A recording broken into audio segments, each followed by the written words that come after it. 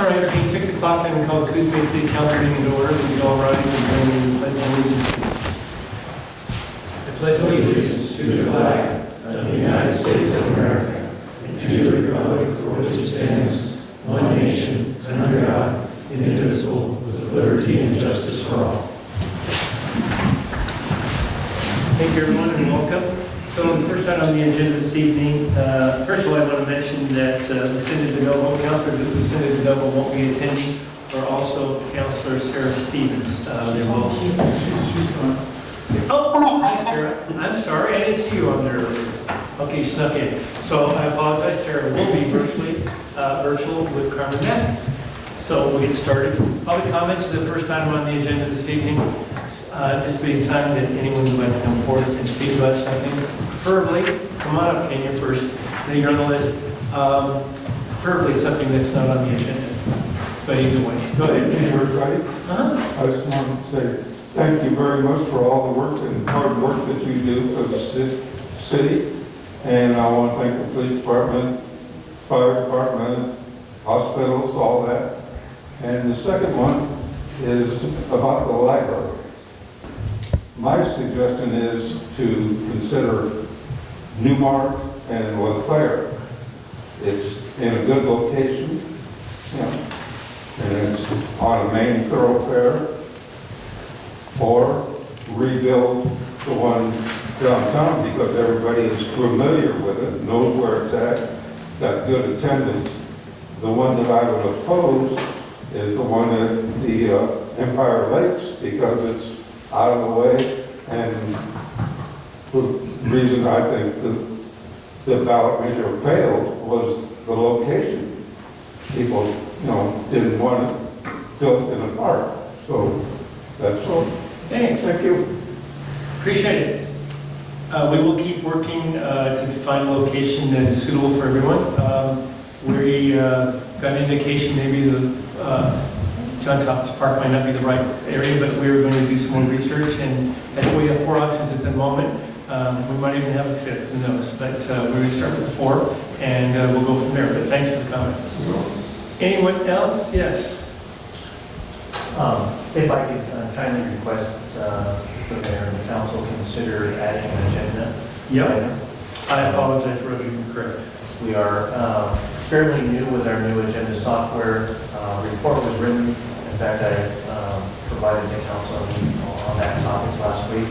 And unfortunately, the agenda item did get pushed out. It does have considerable impact. If it's not considered tonight, up to $100,000 additional cost. So what we'll do, council, if everyone's agreeable, we'll put it under number E, for under the action items. Under F, I apologize, I didn't read that E. So F, to consider approval of a purchase of a fire engine, reported by Mark Anderson, and as Roger mentioned, is sitting in front of us. We'll get to it. Next, we will not have a consent calendar this evening, even though it's on there, but there is no consent calendar. So next item, or presentations, neither one. Action items, approval of the National Child Abuse Awareness and Prevention Month proclamation. Chris or Julie or anyone else? Yeah, I'm going to start us off, and then Julie from the Kids Hope Center is going to actually read the proclamation. So by presidential proclamation since 1983, the month of April has been known as the National Child Abuse Prevention Month. The common goal for this month is to raise awareness about child abuse and how to prevent it. Prevention can only be accomplished if, as a society and as individuals, responsibility is taken to offer parents and families the support and tools they need to provide healthy, nourishing homes for their children. And also tomorrow, April 5th, 2023, will be the annual Pinwheel Day at the Kids Hope Center, where staff and volunteers will place pinwheels around the center for the child abuse awareness. And with that, Julie, would you mind reading the proclamation? I just must say it is very nice to be here with all that stuff. Feels so much nicer here. Okay. Whereas nearly 5 children die every day in America from abuse and neglect, whereas a high number of children ages 0 to 18 whose are victims of neglect and abuse each year. And whereas, based on the presidential proclamations, the month of April has been recognized as National Child Abuse Prevention Month. And whereas the victory of child abuse and neglect will not be achieved without the support of the entire community and the recognition of the importance of awareness raising to decrease incidents of abuse and support child abuse victims and their families. And whereas each April, Dairy Hospital Kids Hope Center and other supporters of the child advocacy and child advocacy and abuse prevention movement ask community to join the outreach efforts and reduce and prevent child abuse. Now therefore, I, Joe Benetti, Mayor of the City of Coos Bay, hereby proclaim April 2023 to be Child Abuse Awareness and Prevention Month in the City of Coos Bay, and encourage all citizens to join in the national effort to raise awareness and help prevent child abuse and neglect. Thank you for reading it. You guys do an awesome job, and it's wonderful. I see that you're going to have your event again, and I'm sure it'll be hugely successful again. So we have a proclamation before us, Council. How would you like to proceed on this? I move we approve the proclamation designated April 2023 as Child Abuse Prevention Month. Second. Been moved and seconded to approve the proclamation for Child Abuse Awareness and Prevention Month proclamation for 2023. Any other comments? Hearing none, I'll call for the question. All in favor say aye. Aye. Any opposed? Hearing none, it passes. Thank you, and thank you for reading that, Julie. Next item on the agenda is approval of National Telecommunicators Week proclamation. Yeah, I'll start us off again. And actually, Kristen and Kaylee are going to come up and read the proclamation, and they're both two of our 911 dispatchers. So the week of April 9th through the 15th of 2023 is designated as the National Public Safety Telecommunicators Week. This proclamation signifies that the City of Coos Bay as a community which recognize the important contribution public safety telecommunicators make each day. The professionalism and dedication each telecommunicator gives to their job ensures that every 911 call will be answered promptly and efficiently, and they will contribute to keeping the citizens and the city they serve safe. The personnel that staffs our telecommunications center work diligently to ensure that over 98% of the 911 calls are answered within 10 seconds or less. This year, the week of April 9th through the 15th is designated as the National Public Safety Telecommunicators Week.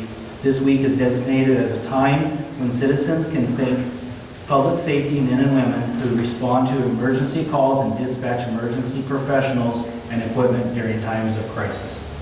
And with that, I'll have Kristen come forth and Kaylee come forth and read the proclamation. Whereas emergencies can occur at any time that require police, fire, or emergency medical services, and whereas when an emergency occurs, that the prompt response of police officers, firefighters, and paramedics is critical to the protection of life and preservation of property. And whereas the safety of our police officers and firefighters is dependent upon the quality and accuracy of information obtained from citizens who telephone or text the 911 dispatch center at the Coos Bay Police Department. And whereas public safety communicators are the first and most critical contact our citizens have with emergency services. And whereas public safety communicators are the single vital link for our police officers and firefighters by monitoring their activities by radio, providing them information, and ensuring their safety. And whereas public safety telecommunicators of the Coos Bay Police Department have contributed substantially to the apprehension of criminals, suppression of fires, and treatment of patients. And whereas each telecommunicator has exhibited compassion, understanding, and professionalism during the performance of their job in the past year. Therefore, be it resolved that I, Joe Benetti, Mayor of the City of Coos Bay, hereby proclaim April 9th through the 15th, 2023 to be National Telecommunicators Week, Communications Week. In the Coos Bay, in honor of the telecommunicators whose diligent and professionalism city and citizens safe. And by far you do. I know it's a tough job. I appreciate all you do. I understand it's just a test you're going to take. It's going to be pretty special to pass it. So anyway, I don't think I'm sure. Anyway, thank you for all you do. Council, we need a motion and a second to approve this, please. I move that we approve the National Telecommunicators Week proclamation by name of the week, April 9th through 15th, 2023, as National Telecommunicators Week for the city of Coos Bay. Second. It's been moved and seconded to approve the National Telecommunicators Week proclamation 2020. Any other comments or discussion? Hearing none, I'll call for the question. All in favor, say aye. Aye. Any opposed? Hearing none, passes. Thank you so much. Thanks for coming. Next item on the agenda is the approval of the National Volunteer Week proclamation. Nicole? Yes, thank you. National Volunteer Week is April 16th to the 22nd. The community benefits greatly by the work of the volunteers that we have within our community here, providing services such as volunteer firefighters, reserve police officers, disabled parking enforcement, park or marina hosts. They also volunteer in the library. We also have several individuals who volunteer to serve on one of our many boards. Some of those leading our budget committee, planning commission, design assistance team, the library boards, parks commission, tree board, the Coos Bay North and Water Board, library facility steering committee, person council, Yes. and the urban renewal agency. Collectively, that's around 170 citizens who are donating their time to help serve this community. So we are presenting to council for your approval tonight. And adoption is a proclamation to acknowledge National Volunteer Week for the week of April 16th through the 22nd. Okay. Let me read it. No, I can do that. Okay. So whereas National Volunteer Week has been observed annually since 1974 at all governmental levels and recognizes volunteerism, participation, sharing, and working together to make a difference. And whereas National Volunteer Week is an opportunity to honor the countless individuals who selflessly invest in the lives of others. And whereas the City of Coos Bay has an outstanding group of citizen volunteers who give their time and talents to help shape our government and offer valuable insights which can affect positive change. And whereas our community depends on volunteers for many programs which play an important role throughout the community by building a successful, strong, and vibrant community.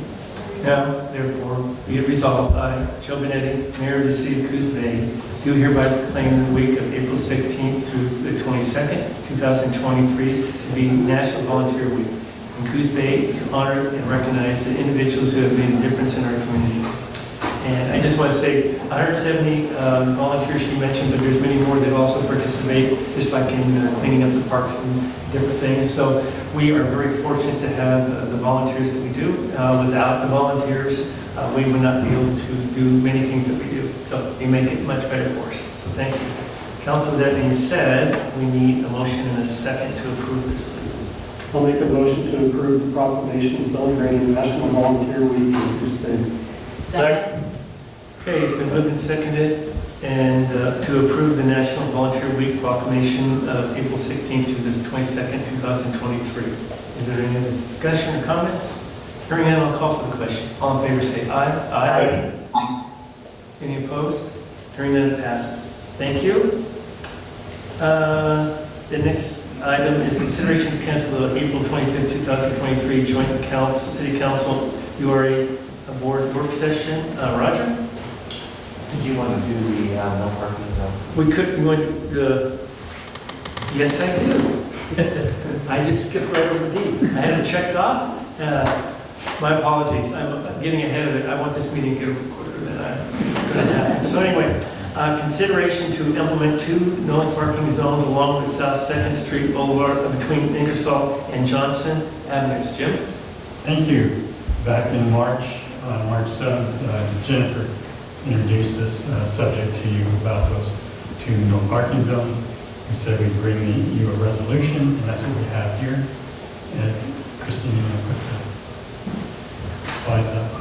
Anyhow, the JDM Properties owns asphalt parking lot on the east side of 2nd Avenue, South 2nd Avenue, or street, between Ingersoll and Johnson. And there's the location there. Property is located, like I said, along the east side of 2nd Street. JDM is going to build a commercial building on that property that will house up to 6 different businesses. And they've gone through the land use approval process and are now going through the permitting process. As part of the land use process, they were conditioned that they could not have any of their automobiles coming out of the parking lot, backing onto 2nd Street.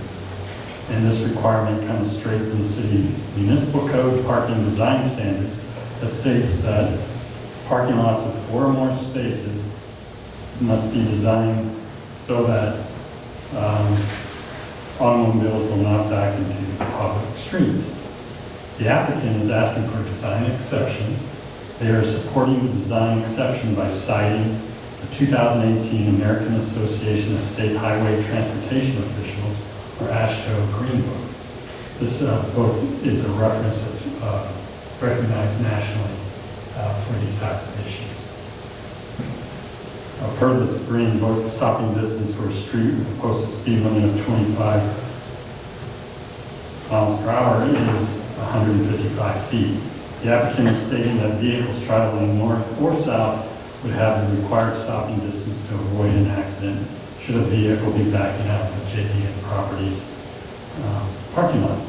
In general, staff agrees with the design exception with the caveat that the areas immediately north and south of the proposed driveways be posted and curbs painted as no parking zone. No parking zones would consist of approximately 40 feet to the north and 35 feet to the south of the proposed driveway. Staff sent a letter to the surrounding properties along this street requesting feedback, and no feedback or opposition was received. Attached to this staff report is a resolution for council's consideration to create these 2 new no parking zones. And there are no budget implications for the city at this point. The applicant would be responsible for installing the no parking zones. But in the future, the city would maintain the painting on the curbs. If it pleases the council, consider approval of Resolution 23-06 that will create 2 new no parking zones along South 2nd Street between Ingersoll and Johnson Avenues. Council, any questions for Jim on this? So I'm guessing that staff went down, looked at this and thought it was appropriate, and they don't see any problem moving this forward. Otherwise, it won't be forward. That's correct. All right. All right, council, how would you like to proceed on this resolution? I'll move that we approve resolution 2306 that will create 2 new no parking zones along South 2nd Street between Ingersoll and Johnson Avenues. Second. Second. Okay, it's been moved and seconded to approve resolution 23-06. Are there any other discussions or comments? Hearing none, I'll call for the question. All in favor say aye. Aye. Aye. Any opposed? Hearing none, it passes. All right, now we're on E, that I was ahead of. Consideration to cancel April 25th, 2023 joint city council URA board work session. Roger. Yes, as a matter of practice, the council has, in addition to holding your 2 regular meetings on the 1st and 3rd Tuesdays of each month, you've held a 3rd meeting on the 4th meeting of the month, and that is a work session. Staff is requesting that the council consider canceling this month's work session as Councilor Farmer, Assistant City Manager Michael Rutherford, and myself will be away and attending the League of Oregon Cities Conference with representatives from 241 other cities. So it might be a little light on staff. So we put that up for your consideration. So how do you feel, council? Do you want to continue with the work session? We could muddle through if we needed to, but if not, we will less meeting that we would be attending for April. I could attend virtually, but I would be out of town, so. I'm okay with canceling it. Melissa, you don't want to sit in for those guys? Fine with that. She could have big smile, that's about it. Carmen, Sarah, you all right with that? I'm okay with it. Okay, that's all we need, is there any consensus? All right, I don't know, Carmen and Sarah got this so that we have an agenda, the added agenda item to approve the purchase of the fire engine. We're moving this up and trying to expedite it, and Chief Anderson, is he here? Oh, I'll take care of that, thank you. oh, I'm sorry, you're taller than I was, never mind. Thanks. With Chief Anderson not here, you don't have to watch his PowerPoint presentation either. Very good. Martin, what are you doing? So the fire department operates a fleet of firefighting apparatus that are specifically designed for the efficient and safe delivery of fire protection services. The most notable of these fire trucks include a ladder truck and 4 fire engines. While the city has a full-time mechanic that has visually serviced and maintained these trucks, time and heavy use has taken its toll.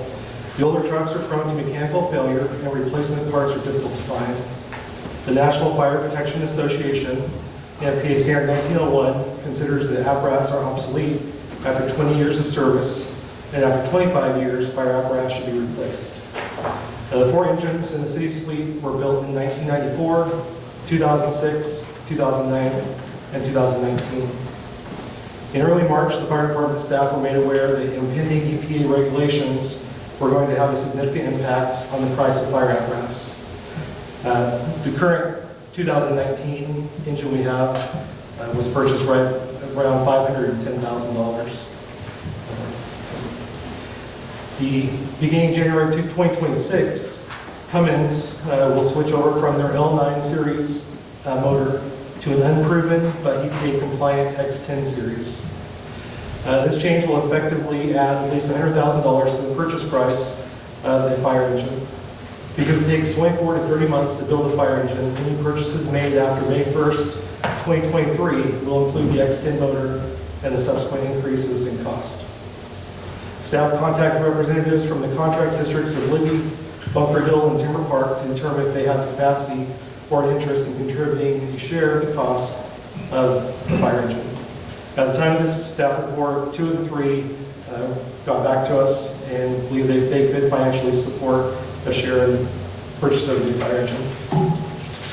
As far as budget, the cost to purchase a fire engine using the same specifications as the fire engine that was purchased in 2018 is now $787,755. This price is for the Pierce Enforcer, which will be purchased through a government purchasing program. As you can see in your staff report, there's 4 different options that we've been able to determine. The first one is pay in full within 30 days of order for a reduced total purchase price of $735,978. This is a discount of just under $52,000. Option 2, pay $315,102, which is 40% within 30 days of order. Pay the 30% by July 8th, 2024, and then the balance of $206,239 upon completion of the build, which total price would be $757,667, which is a discount of just over $30,000. Option 3, pay $315,102, which is 40% upfront within 30 days of order. The balance of $445,025 at completion of the build for a total purchase price of $760,127.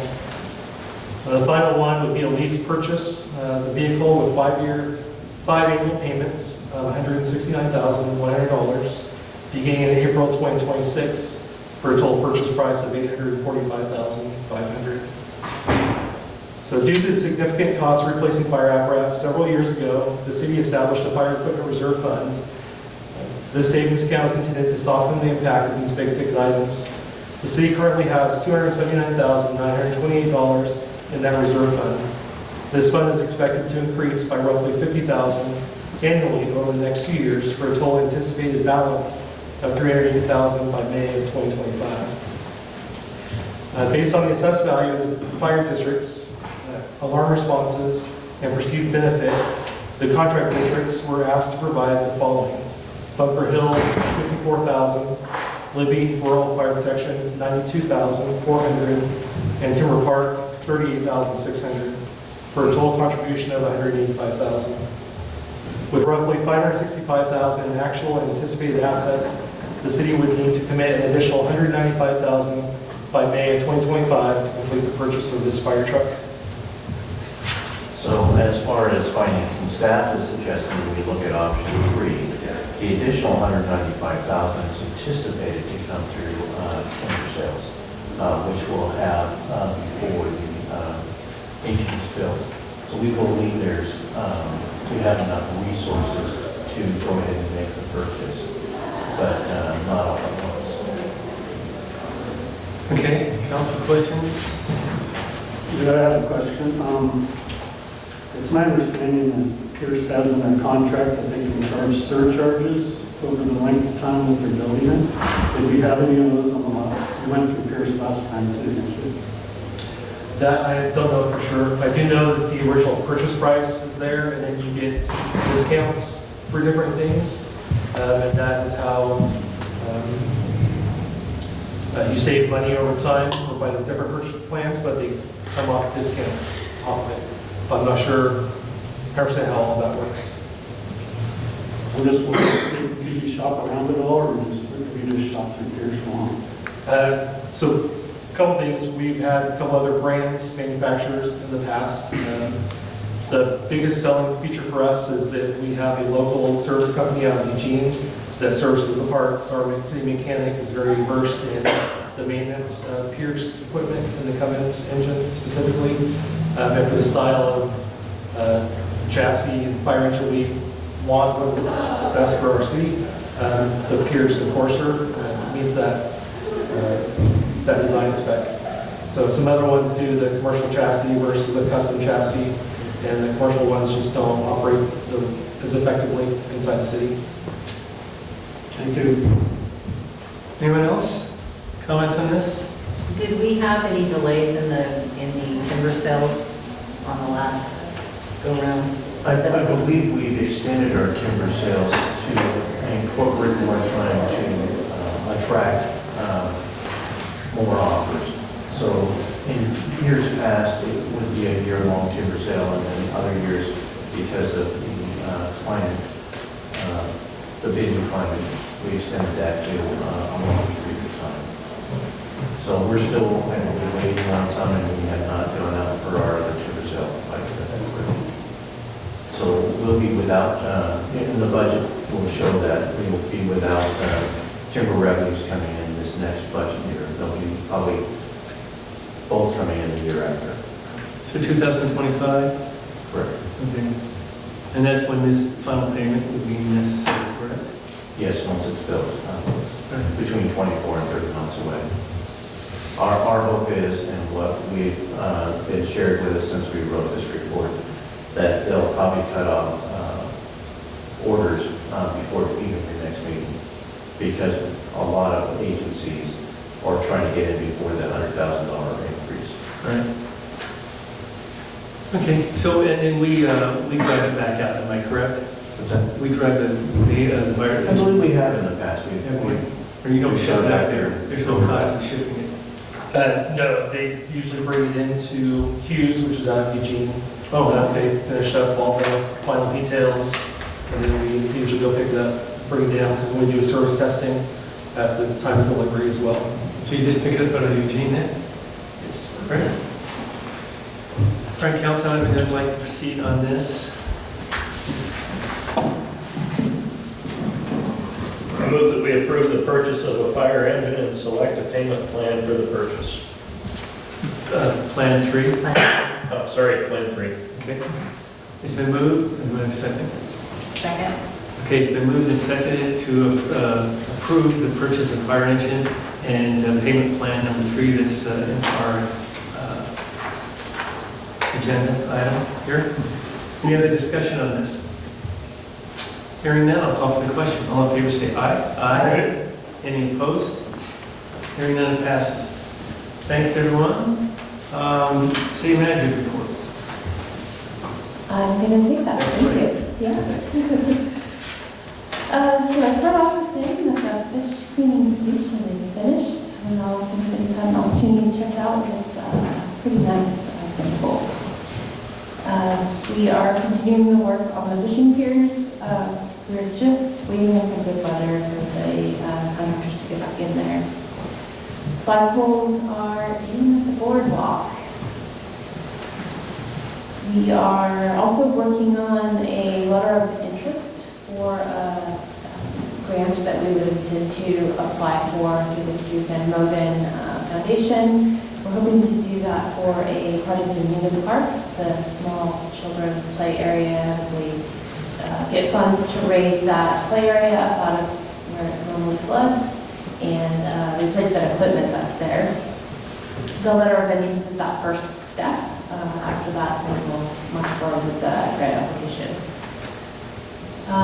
We are also working with the Mill Casino and the City of North Bend to put together a bid to host the 2025-26 Oregon Mayors Association Conference. We held that here in 2020, I believe. The bid for that was placed in 2018.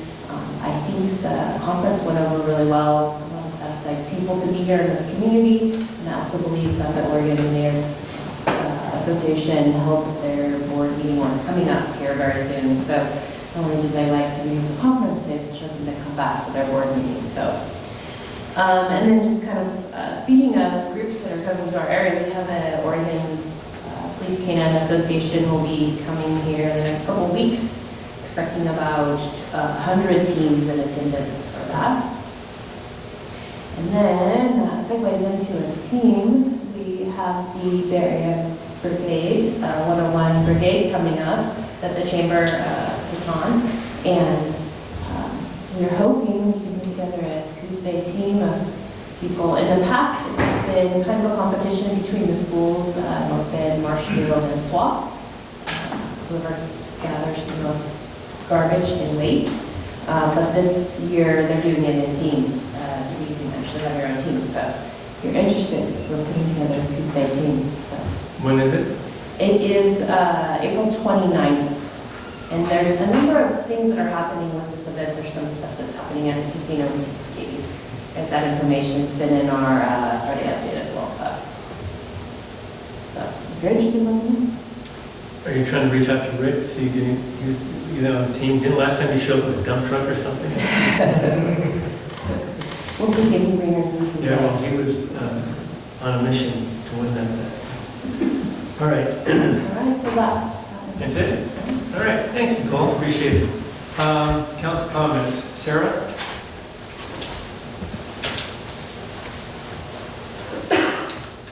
Sorry, trying to get my mute off. Nothing's from me, saying thank you. All right, thank you. Carmen? I actually don't have much tonight as well. I guess I'll just kind of join in on echoing the thank yous to all the volunteers that help the city run. It's really important. And 911 dispatch, of course, very important. And glad to see the city is celebrating the child abuse awareness prevention month as well. So just kind of riding the coattails on that, but thank you. Right. Drew? Nothing exciting, quiet night. Rob? I don't have much either, just one small announcement. My wife and I have accepted an offer on our house, and our plan is to move to Eugene area. So with that on the horizon, I will be announcing my resignation from my positions on City Council and the Urban Renewal Agency at the adjournment of the May 16th meetings. My wife is going to continue her work hybrid, and I'm working on doing the same with my job, so we will still be in the area 4 or 5 times a week, and we plan on staying as connected to the community as well as I can. And that's why. I guess, thank you. I'll save this happy stuff for the May 16th council comment today. All right. Stephanie? Not too much, just really want to recognize the proclamations that we made tonight, that the city has made. I feel that those are all very important things, and each with their own merit, and that's really all that I have, other than trying to follow that up. I'm sad to hear that, but I'm not surprised. Don't try to compete with them, we don't need more resignations. Anyway, we'll talk about it on the 16th, but Rob will be definitely missed and an asset. And anyway, also I want to chime in on the proclamations we did tonight. All these are very well thought about in the community. Kids Home Center for the Child Abuse is a wonderful organization, and they do a fantastic job. And unfortunately, it's a service that's needed. And the 911 centers I mentioned earlier, to have those individuals. How many do we have now? 911? We've expanded to... We have 14. 14. And we're in the process, because we're busting at the seams, we're expanding that. And how's that coming along? It's coming along. We're kind of in a little bit of a holding pattern, waiting for our plans to be completed, and then we'll go off for bid. Good. So for the equipment and for the, are you going to do any of that in-house, or you're going to get a contractor to do it, right? The construction phases of it, yeah, we're going to get a contractor to do that. And we have done a couple tours at a few of the dispatch centers, looking at different equipment configurations. We want to make sure that we do this right. And so we've been kind of just looking around, and we have some good ideas. Well, I know that most of us took a tour, some of us did, and I was fortunate to be able to do it, and it looks like it's going to work out well. And the other thing, of course, is the volunteers. As was mentioned, there's over 170 that volunteer besides the others that do things like this brigade cleanup and the parks cleanup, and James is involved, and it goes on in the list. And as I mentioned earlier, and I just want to reiterate, without the volunteers, it'd be very difficult to operate our city in the fashion that we do. I also am glad to hear one of the boardwalks getting done. Unfortunately, I have not been down there to see it. I'm sorry that I haven't. I have to make an issue to go down and check it out. Anyway, short meeting, and I will adjourn. There's nothing coming back before the city council meeting. We do have an urban renewal, so I'll adjourn the Coos Bay City Council meeting, and Stephanie will take over the renewal. We need a couple minutes to get everything switched over, and then we'll convene after that. The Coos Bay Urban Renewal Agency to order, and our first item on the agenda is public comments. Do we have any public comments from the public tonight? Joe, are you speaking on an item? Are you speaking on an item, Joe Slack? Me? Yeah. If I need to, yes. Okay, all right. But I would. If you need to, huh? All right, so our first agenda item is to request to reconsider former building improvement grant request, and Ron, you're going to take this one. I am. On August 3rd, 2021, the agency approved a request for an improvement grant for 260 and 265 South Broadway Avenue. In May of 22, this same project came back before you, but for approval of a design change. That grant expired in November of this last year. The city received a request for you to reconsider approving that grant, and that matter came before you at your last meeting. The agency, by a 4-3 vote, chose to let the grant expire, but allowed the applicants to reapply. Applicants have asked you to reconsider that decision. In your council rules, and I would point out the agency doesn't have specific rules it operates under, but it does fall back on the council rules. Under council rule 2.7.2.7, placing a matter for reconsideration on an agenda requires One, the motion to be nominated by someone that voted in favor of the action you want to reconsider. And then it must be seconded by another member of the council before being called to question for a vote by the council. In this case, should you wish to reconsider, it would need to take a motion from either Vice Chair Farmer or board members Sarah Stevens, Carmen Matthews, or Lucinda DeNovo. Should you wish not to reconsider, then the applicants would need to reapply. It is my understanding that the design that you approved in May of 22 is still the same design. Reapplying would just require some additional steps for staff and the design review committee to take, which really would not be necessary. So reconsideration would be more expeditious. But again, before we can place the matter on a future agenda,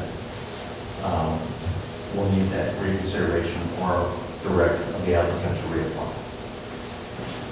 Okay, so is everybody clear on that matter? We're in a little difficult position because we have council rules that are what we fall back on. So to reconsider the matter, we would have to have a motion to put it on a future agenda. And that would have to be made by either Drew, Carmen, Sarah. Councilor Stevens, or is that all? Or Councilor DeNovo. It's not present tonight. Do I have a motion? We do. Sorry, muted there. Oh. I will go ahead and move, so moved. I'm down for reconsidering if anybody else is interested in seconding. Okay, so now we would need a second From the remaining. from the remaining. I'm not inclined unless Sarah is. Oh, it says It second. can be anyone. Give me a second. Oh, It can be anyone on the agency. okay. I will second. I So, would